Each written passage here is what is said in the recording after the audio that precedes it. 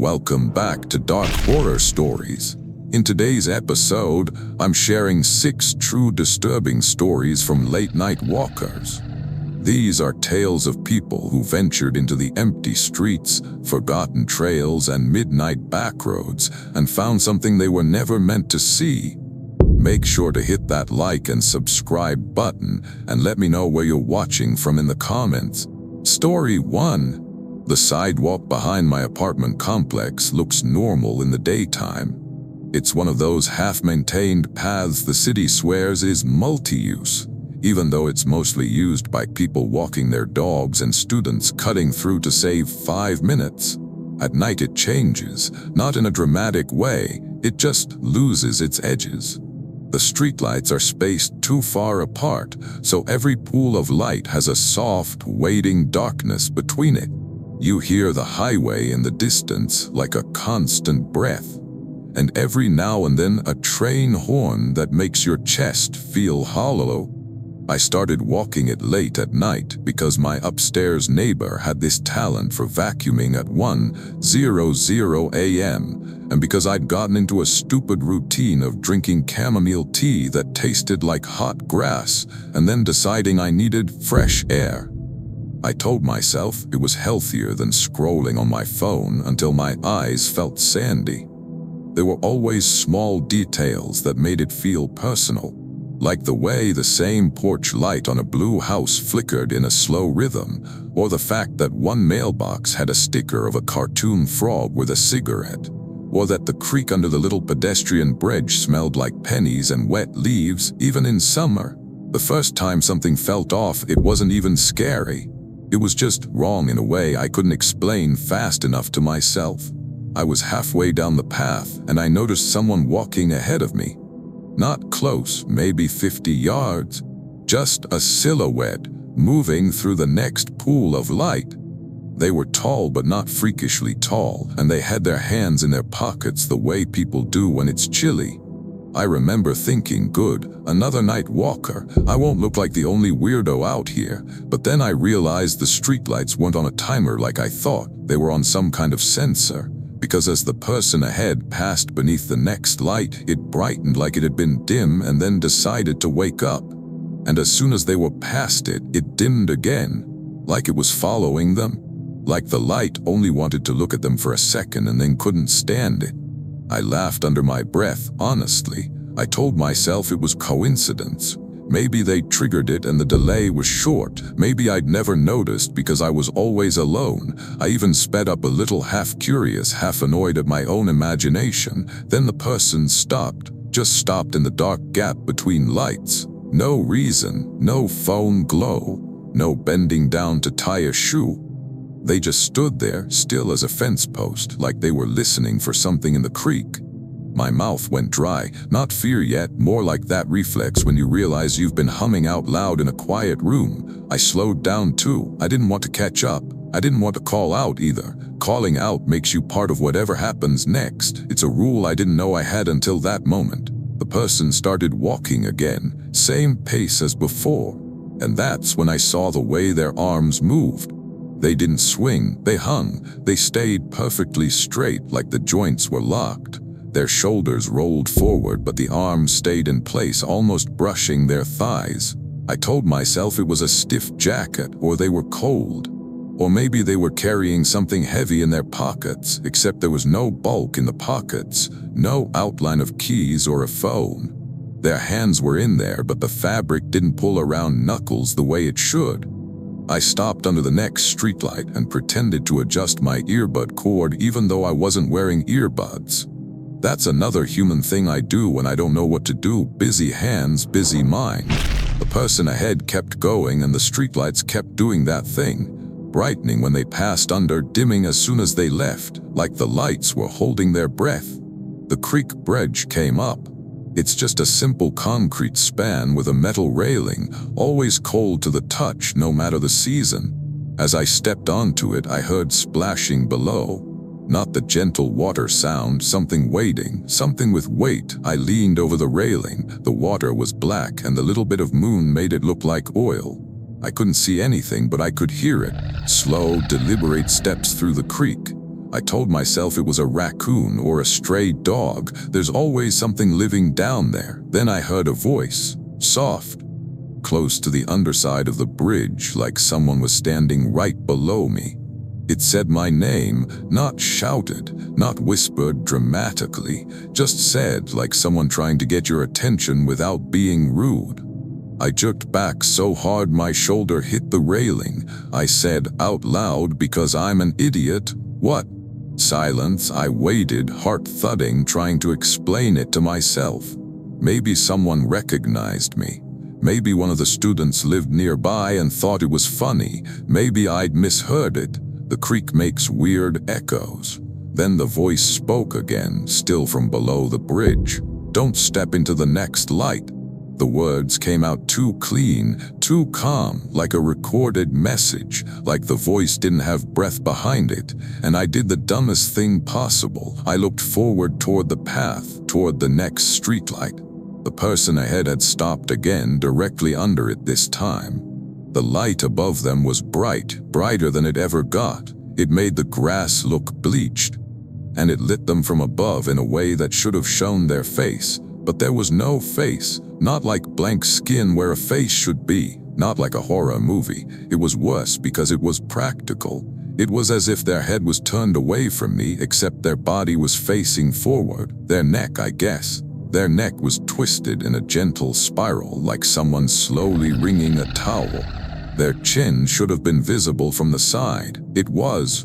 There was just a smooth curve of pale, tight skin and the suggestion of a skull shape underneath, like it had been sanded down. I stared too long. I know I did. It's the thing you do when you're trying to force your brain to categorize something. The thing lifted one arm, still straight, still stiff. It raised it slowly and pointed down at the ground, right at the edge of the light circle, like it was showing me where to stand. That was the moment my body decided for me. My legs went weak, and my stomach did this ugly flip like I was about to throw up. I backed away from the bridge, not taking my eyes off the lit patch ahead, and my heel caught on a crack in the concrete. I stumbled, and when I looked down for half a second and then looked back up, the thing was no longer under the light. The light was still bright, still empty. And then from behind me, from the dark stretch of path I just walked, I heard the same voice say my name again. Same calm tone, same closeness, like it was right behind my ear. I didn't turn around. I don't know why I didn't, but something in me refused, like turning around would be agreeing to look at it. I ran, not the graceful kind of run. The kind where your breath catches and your arms flail and you can hear your shoes slapping the pavement too loudly. I ran back toward my apartment complex, toward the distant glow of parking lot lights and the comforting ugliness of dumpsters. Behind me, I heard footsteps, but they didn't match mine. Mine were chaotic. These were measured, evenly spaced, like a metronome, not speeding up, not getting frantic, just keeping pace. I cut off the paved path and took the grass, aiming for the row of apartment buildings. I nearly ate it on a hidden sprinkler head. My knee slammed into the ground hard enough that white pain flashed behind my eyes. The footsteps didn't stumble, they didn't change. I got up and kept running, and I saw something ahead, a motion by the corner of Building C where the light from the parking lot didn't quite reach. Someone standing there. And for one stupid, hopeful second, I thought it was a neighbor, a normal person, safety. Then I saw their posture, arms straight, shoulders rolled forward. It had gotten ahead of me. It was waiting at the corner like it knew where I'd run, like it knew the layout better than I did. I veered hard left, almost sliding on damp grass, and sprinted toward the main road instead. My lungs burned. My vision tunneled. I remember a weird detail. This is going to sound ridiculous, but I remember the smell of someone's laundry venting out of a dryer, warm fabric softener like fake lavender. It felt insane that something so normal could exist in the same moment as whatever was chasing me. I hit the sidewalk by the main road. Cars actually passed here, even late. Headlights, noise, human life. The footsteps stopped, not gradually, not fading, just gone. I didn't stop. I kept going until I was under a streetlight right by a 24-hour gas station. I leaned against the brick wall near the ice machine and tried to act like I was just catching my breath, like I wasn't shaking so badly my teeth clicked. I bought a bottle of water I didn't want. I nodded at the bored cashier. I didn't tell anyone. What would I even say? When I finally got back to my apartment, my upstairs neighbor was vacuuming again. I could hear it through the ceiling. It was weirdly comforting, like proof that the world was still stupid and ordinary. I slept with the lights on. The next morning in daylight, I went back. I told myself it was to prove I'd overreacted, that it was stress, that I'd imagined the voice, that some jerk had been messing with me. I walked to the creek bridge. Everything looked harmless. Mud, weeds, beer cans caught in brush. But on the concrete at the very center of the bridge, there was a wet handprint, not a smear, not a raccoon paw. A full handprint, 5 long fingers placed flat like someone had pressed it there deliberately. And the strangest part, this is the piece that still makes my scalp prickle when I think about it, was that the print was upside down. The heel of the palm pointed toward the creek, like the hand had been planted from below, from the underside of the bridge, reaching up through solid concrete. It dried while I watched. I don't walk that path anymore. I take longer routes. I pay for rides. I stay inside when the vacuum starts. And sometimes late, when I'm trying to fall asleep, I hear the highway breathing, and I swear I can hear a calm voice in the gap between cars, saying my name like it's trying to help. Story 2. The neighborhood where I grew up has a green belt that runs behind the houses like an afterthought. It's not a park. It's not really a trail. It's just this strip of trees and scrubby brush that the city never developed because it slopes down into a drainage channel. During the day, kids ride bikes down there and come home with burrs in their socks. At night, it's basically a thin, dark corridor that connects a bunch of cul-de-sacs to each other. So if you're walking home late, it feels like a shortcut you shouldn't take. I started using it after my night shifts at the bakery. It was a small place, the kind that always smells like yeast and burnt sugar no matter how much you scrub the floors. I'd get off around midnight, sometimes later if the frosting was acting up. My car was in the shop for what felt like forever, and the buses didn't run that late, so I walked. Before the first weird thing happened, I remember a bunch of pointless, normal details. The way the frosting bags left little greasy spots on my apron. The ache in my wrists from piping. The fact that my coworker Bryn always played the same playlist, and it made me hate certain songs for no reason. The taste of cheap mint gum I kept chewing to cover up coffee breath. The way my hair smelled like butter when I got home. That night was damp, like the air had been rinsed but not dried. The streetlights had halos. You could hear sprinklers ticking somewhere and an owl that sounded irritated about it. I took the green belt because I was tired and my feet felt like they'd been replaced with bricks. I remember thinking I'd just go home, shower, and sit on the couch for a while, even though I knew I'd fall asleep with my hair wet again. Halfway down the slope, I saw a cat, just sitting on the narrow path right in the center like it owned it. Dark fur, too still to be comfortable. Its eyes reflected the light in that typical animal way. I slowed down. I like cats. I've always been the kind of person who makes the little PSBSBS noises without thinking. The cat stood up, and then it walked, kind of a slow, careful walk off the path and into the brush. Normal, not scary, except I heard it again behind me a few seconds later. I turned, expecting to see it trotting down the trail, maybe curious, but the path behind me was empty. I told myself the sound was a branch settling, or my own footsteps echoing weirdly in the drainage channel. The greenbelt has this shallow concrete trough at the bottom, and sound bounces around. I kept going. Then I heard it again, closer. A soft, padded step. And then another, like something following me just out of sight. My shoulders tightened, but I didn't panic, not yet. I told myself it's probably a stray dog or another cat. I'm being dramatic. I've watched too many creepy videos. At the bottom of the slope, the trail runs alongside the drainage channel for a while. There's a chain link fence on one side and the brush on the other. It's a narrow place where you can't really step off the path without getting scratched. The footsteps kept pace with me. I could hear them in the brush, matching my speed. I stopped abruptly. The footsteps stopped too. I held my breath, listening. I could hear my own pulse in my ears. Somewhere up above, a car door slammed. Normal life distant. I took a step forward. The footsteps resumed. I got this crawling sensation at the back of my neck. Like when you feel someone staring at you in a grocery store aisle and you turn and there's a stranger too close. I didn't want to run because running is an admission. Running says, yes, you're right to chase me, so I walked faster. Then the sound changed. Instead of padded steps, it became too light, like fingertips tapping leaves, like something dragging nails gently through dry brush. And I started to smell something sharp and sweet, like when you open a bag of old apples that have gone soft and alcoholic. I gagged a little. It hit the back of my throat. I told myself it was stagnant water or rotting plants. That's when I heard my own voice, not in my head, out loud from the brush. It said, "Hey," just like that, casual. My exact tone, my exact lazy way of talking when I'm exhausted. It sounded like me calling out to someone I recognized. I froze.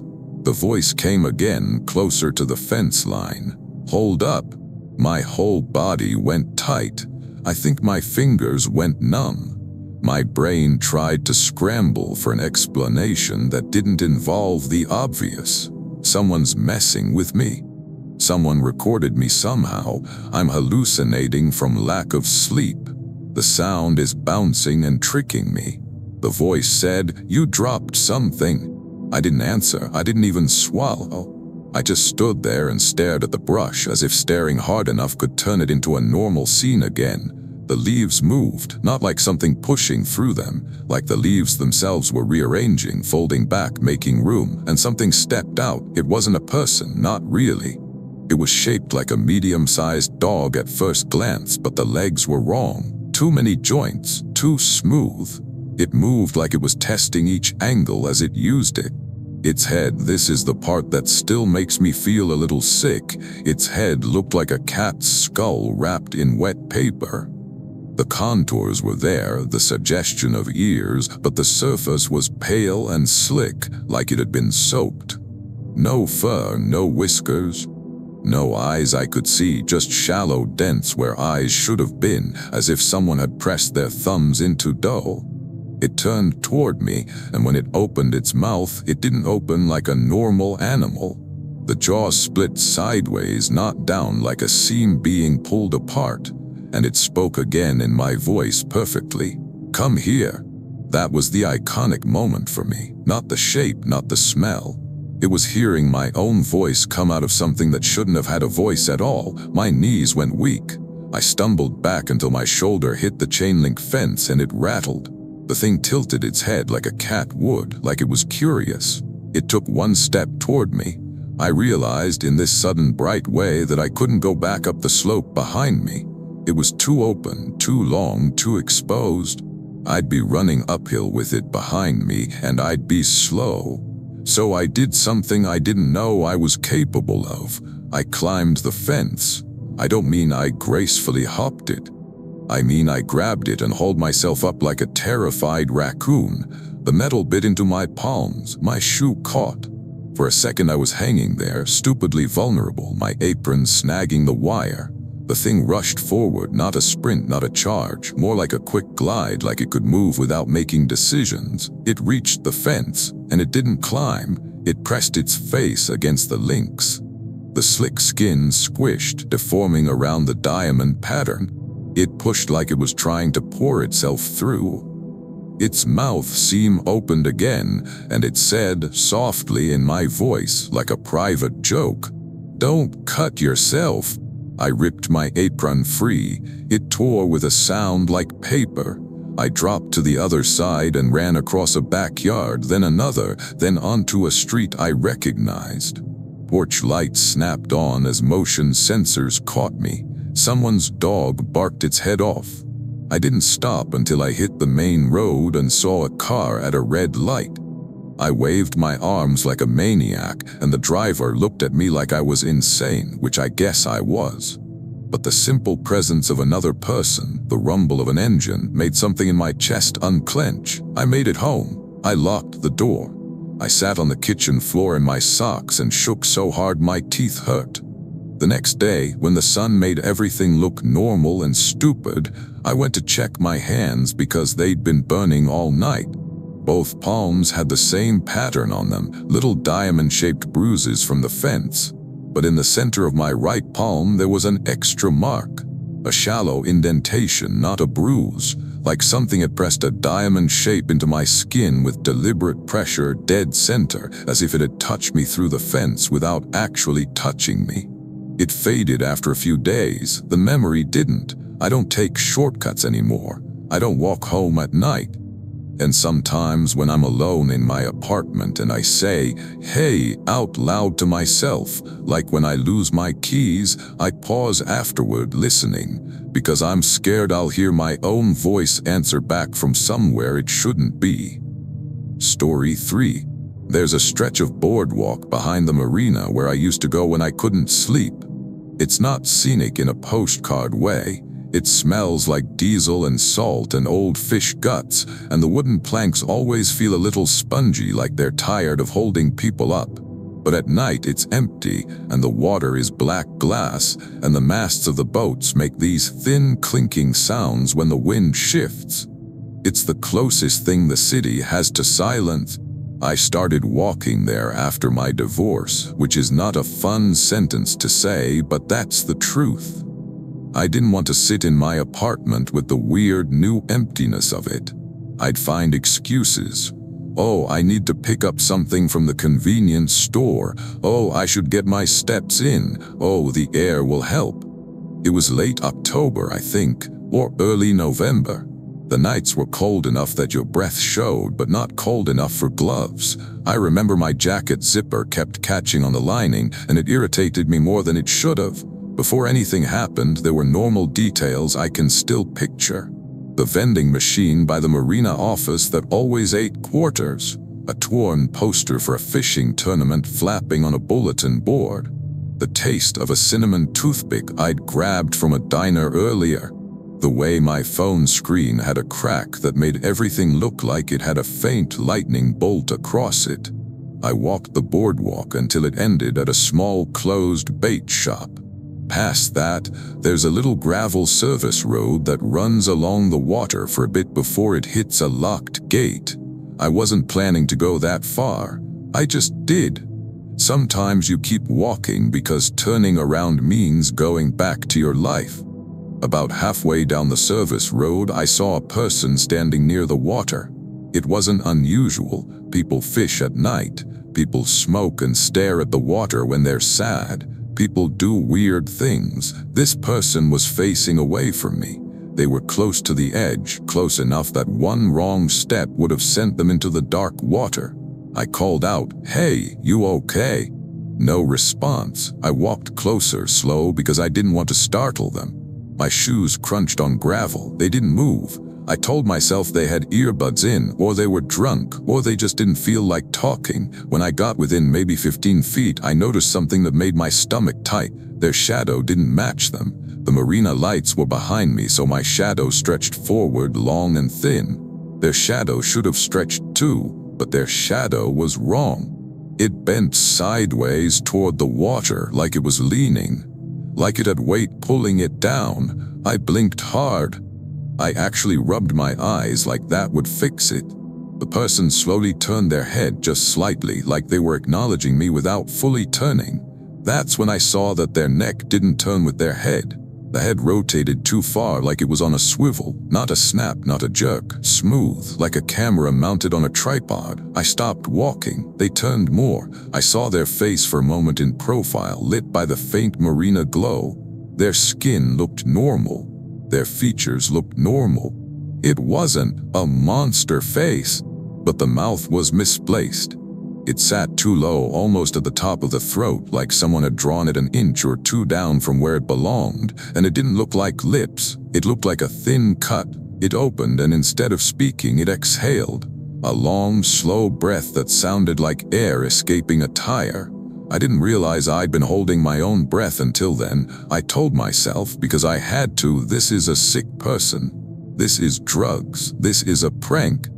This is someone with a medical condition I don't understand. Stop being dramatic. Then I heard something behind me on the boardwalk, a soft clink like a mast line hitting metal, then another.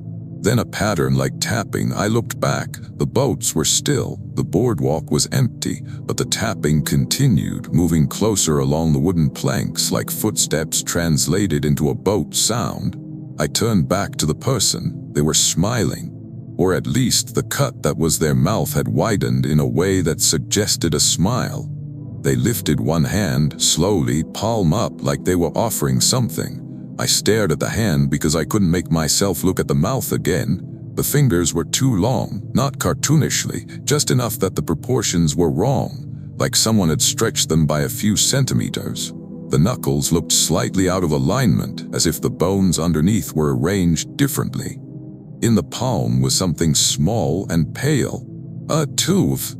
A human tooth, I think. A molar, maybe. It was wet. It caught the light. They held it out toward me like a gift. The tapping behind me on the boardwalk accelerated.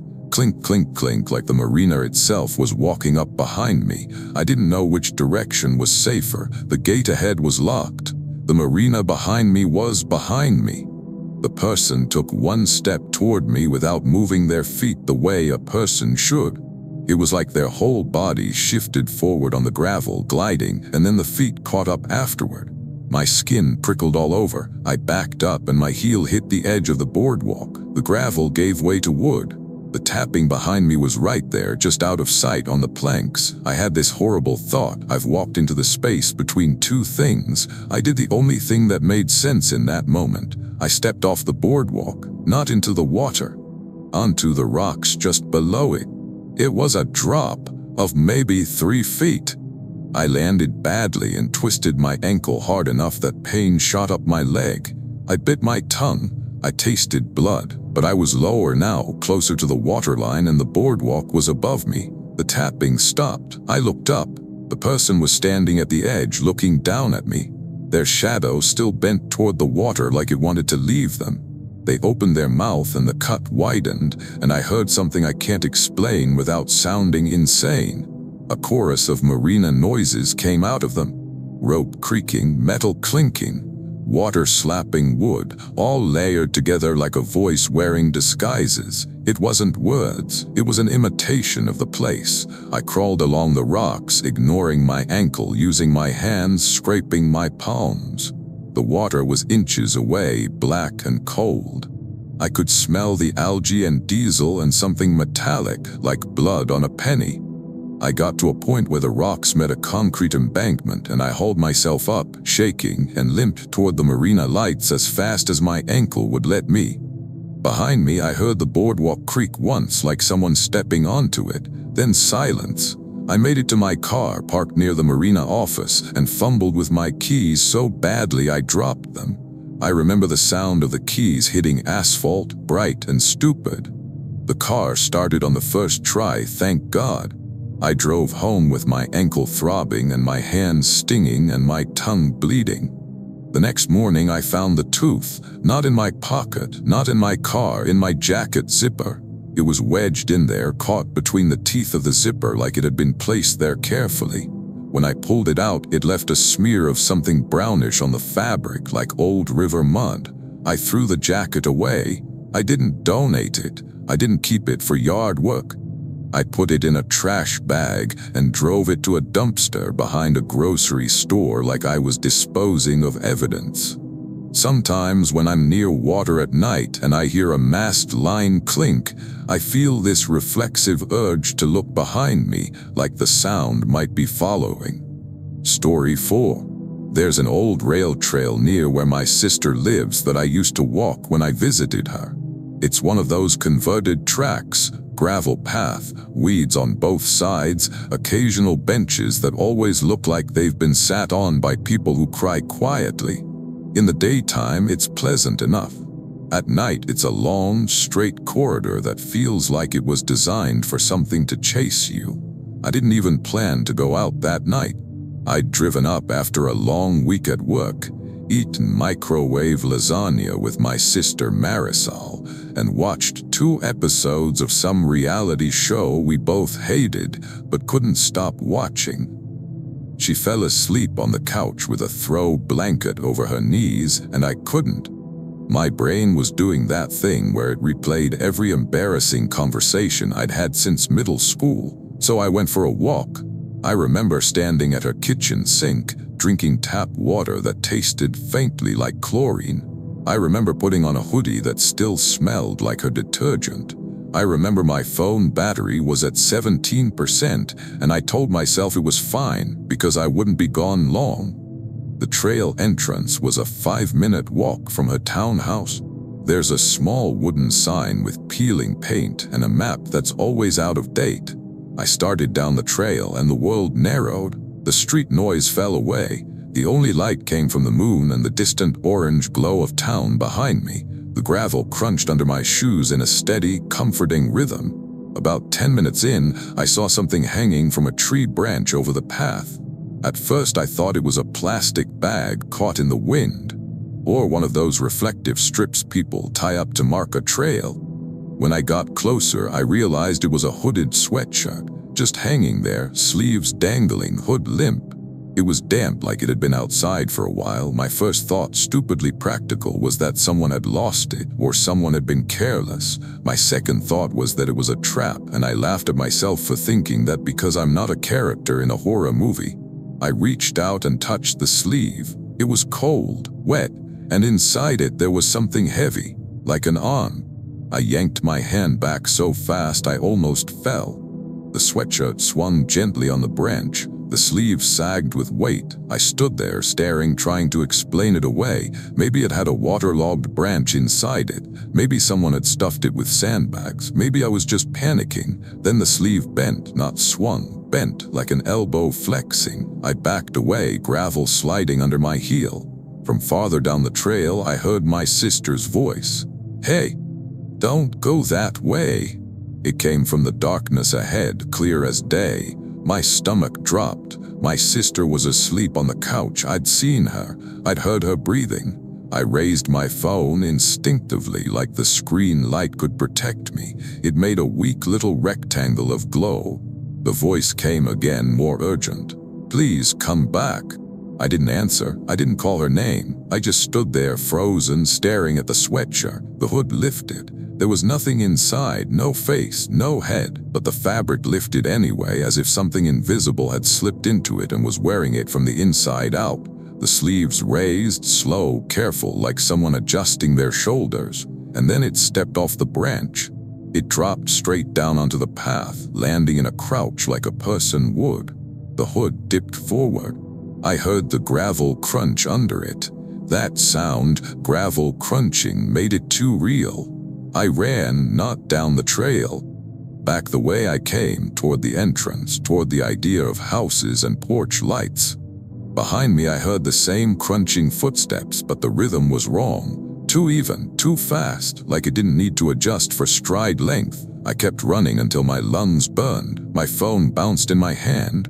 The battery warning popped up, and for some reason that stupid notification almost made me cry. I risked a glance back. The sweatshirt was coming after me, hood forward, sleeves swinging now like arms. But the iconic moment, this is the thing I can't shake, was that the sweatshirt's hem kept lifting, as if something underneath was crawling on all fours and the fabric couldn't quite contain the shape of it. Like a person trying to run while wearing a sheet, except the sheet was running by itself. I hit the trail entrance and burst out onto the street. The sudden openness made me dizzy. I half tripped on the curb. The footsteps stopped at the edge of the trail. I looked back. The sweatshirt stood at the boundary where the gravel met the sidewalk.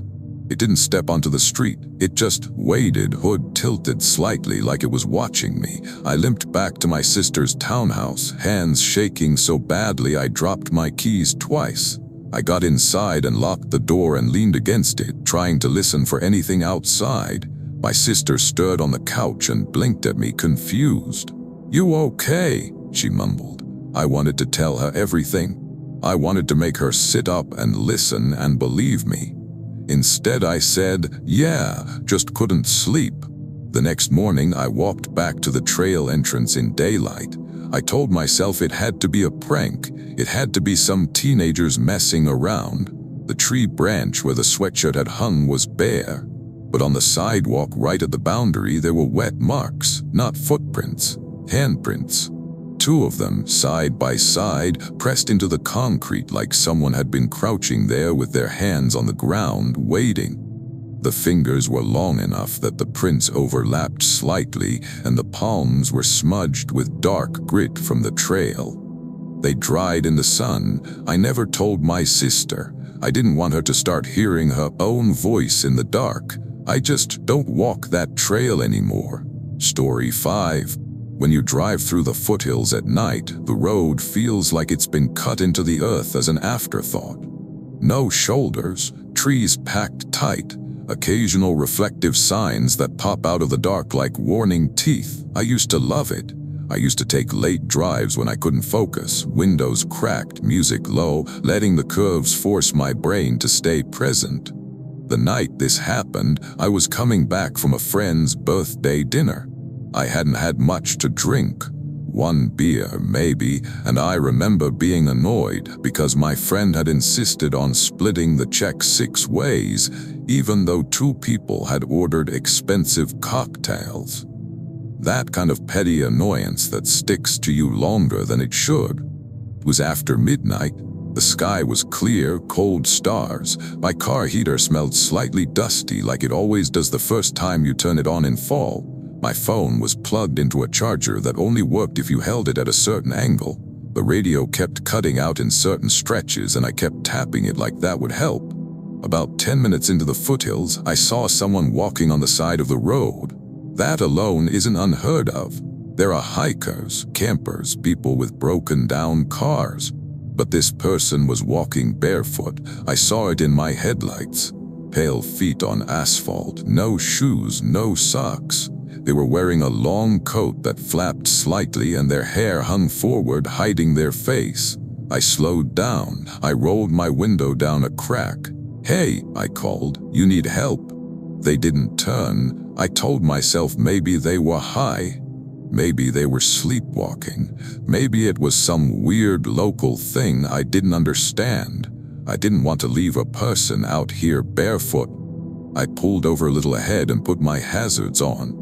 The cold air rushed in and made my nose sting. I got out, and immediately I regretted it, not because something attacked me right away, just because the darkness outside the car felt heavier, like stepping out of the little bubble of safety my headlights made. The person kept walking toward me slow. I held up my hands, palms out like I was calming a dog. "Hey, you okay?" They stopped about 10 feet away. They lifted their head. Their face was there, but it didn't sit right. The features looked slightly shifted, like someone had assembled them from memory. Eyes a fraction too far apart, nose a fraction too flat, mouth too wide, too relaxed. They smiled, and then they spoke, but the sound didn't come from their mouth. It came from my car, from inside my car through the cracked window in the exact tone of my own voice. It said, "Get back in." I snapped my head toward the car. My radio was off. My phone wasn't playing anything. The windows were closed except that crack. The voice came again, still from inside the car. "Lock the doors." My mouth went dry, my skin prickled. I told myself it was some weird echo, that I was hearing my own thoughts and projecting them, that the wind was carrying my voice back at me. The barefoot person took 1 step forward, and their feet didn't make a sound on the asphalt. No slap, no scrape, just silent like their weight wasn't fully in the world. They lifted a hand, palm facing me. The hand looked normal until the fingers spread. There were too many joints. The fingers unfolded like a folding ruler, segment by segment, bending in places fingers don't bend. That was the moment I broke. I backed toward my car, fumbling for the door handle, eyes locked on that hand. The car spoke again, my own voice, urgent now. "Don't look at it, don't look at it." I yanked the door open and dove in, slammed it shut, locked it, hit the gas so hard my tires spun gravel. As I pulled away, I looked in the rearview mirror. The barefoot person was standing in the road now, directly in my lane, but I was already past them. They didn't move, they didn't turn, they just stood there, smiling, coat flapping slightly as if waiting for the next car. When I got home, my hands were shaking so badly I couldn't get my key into the lock. I sat in my driveway for a full minute, engine off, listening to the quiet. The next morning, I went out to my car because I couldn't stop thinking about the voice. On the inside of my windshield, right in front of the driver's seat, there were faint marks, like finger smudges, but not the normal kind from touching the glass. These were on the inside and arranged in a pattern, 5 long streaks, evenly spaced, dragged downward as if someone had pressed their fingers there from above and slowly pulled. My own fingers didn't reach that high when I sat in the seat. I cleaned them. I cleaned them until the glass squeaked. Sometimes when I drive that road at night, which I try not to, but life happens, I keep the radio on even if it's static, because silence feels like an invitation. Story 6. There's a footpath behind the hospital where my dad did his rehab. Not an official trail, not marked, just a worn strip of dirt through a stand of trees that led to a small hill. The staff told us patients weren't supposed to go back there because it wasn't maintained, but people did anyway. It was the only place you could stand and not feel like the building was breathing down your neck. I used to take late walks there when visiting hours ended. My dad would be asleep, and my mom would insist I go home and rest, and I'd nod like a dutiful adult and then wander instead because my brain couldn't handle the quiet of my apartment. The nights were cold and smelled like antiseptic even outdoors, like the scent clung to my clothes. The hospital lights made everything look washed out. My shoes always picked up little bits of gravel from the parking lot that clicked in the soles. I remember the vending machine coffee in the lobby tasted like burnt plastic. I remember a janitor humming the same 3 notes over and over like he was stuck. That night, I walked the footpath because I needed air that didn't taste like disinfectant. The moon was bright enough to make the trees look like cutouts, black against a pale sky. Halfway up the hill, I noticed something I hadn't noticed before, a line of small stones placed along the edge of the path. Not random gravel, deliberate stones spaced like someone had measured with their hand. I stopped and stared. I told myself it was just someone's habit, some bored patient. People do little rituals when they're scared. I stepped over the line, and the air changed. It's hard to describe without sounding dramatic, but it felt like walking into a colder room. Not wind, not temperature, more like pressure. I kept walking, slower now, telling myself my nerves were just raw from the hospital, from watching my dad struggle to stand without shaking. At the top of the hill, there was a small clearing. You could see the hospital's lit windows through the trees. It looked like a ship at sea. I sat on a fallen log and tried to breathe. I listened to distant traffic. I watched my breath fog. Then I heard someone walking up the path behind me. Gravel crunching. Slow steps. I turned, expecting to see another visitor or maybe a patient in a robe. I saw a figure at the edge of the clearing, half hidden by trees. They were wearing what looked like a hospital gown. My stomach sank. I stood up, hands out. "Hey, are you okay? You shouldn't be out here." They didn't respond. They stepped forward into the moonlight. The gown wasn't a gown. It was something thin and pale draped over them, hanging like fabric but moving wrong, sticking to certain parts and billowing in others as if the air around them behaved differently. Their body, this is the part I hate remembering, was too narrow. like someone had pinched the torso thinner than human ribs allow, and their head was tilted, not in a curious way, but in a strained way, like the neck was tired of holding it. I told myself it was a trick of the light. I told myself it was a person with a deformity. I told myself anything. Then they raised one hand and made a motion I recognized immediately because I'd seen my dad do it 100 times in rehab. They mimed squeezing a stress ball. Open, close, slow. A physical therapy exercise. My throat tightened. I felt tears sting my eyes, not fear tears, something else. Grief mixed with dread. The figure's fingers squeezed the air, and something squeezed my own hand, not hard, not crushing. Just a firm, deliberate pressure around my right hand, like an invisible therapist guiding my grip. I yelped and jerked my arm back, and the pressure released. The figure took a step closer. I backed away instinctively toward the path. Behind me, I heard gravel crunch again. I turned my head slightly. There was another figure behind me at the edge of the clearing, closer than it should have been, wearing the same pale draped gown, head tilted at the same angle. And then another to my left.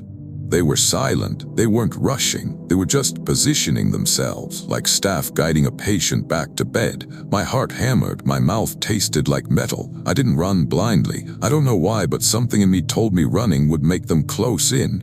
Instead, I backed down the path slowly, keeping my eyes moving, trying to keep them all in view. As I stepped back over the line of stones, the air pressure lifted suddenly, like surfacing from underwater. The figures stopped. They didn't cross the stones. They stood just inside, watching, and one of them, only one, lifted its hand and pointed at my feet, at the stones, like, remember where the boundary is. I backed away faster then, not running, but moving with purpose. My legs felt shaky. My skin crawled like I'd walked through spider webs. I didn't stop until I was back in the parking lot under bright lights where the world looked flat and safe. The next day, I went back in daylight because I needed to prove to myself I hadn't lost my mind. I told myself it was stress, grief, exhaustion. Hospitals do that to you. The line of stones was still there, but there was something else now. On the dirt path just before the stones, there were impressions like bare footprints, only they weren't full footprints. They were the pressed shapes of toes and the ball of a foot, as if whatever made them didn't put its heel down, like it walked tiptoe. And in the soft dirt beside them, there was one single imprint that didn't match. A handprint, 5 long fingers pressed deep, like someone had knelt there and steadied themselves, waiting at the boundary. I never went back up that hill. My dad eventually came home, and life moved forward in the way it does, messy and unkind. But sometimes, when my hand cramps from typing too long, I catch myself absent-mindedly squeezing the air like a stress ball, and I stop because I'm suddenly afraid something will squeeze back. Thanks for watching. If you enjoyed these stories, hit that like button and subscribe for more. Let me know in the comments which story unsettled you most, and share this with your friends who love a good scare. Until next time, stay safe out there.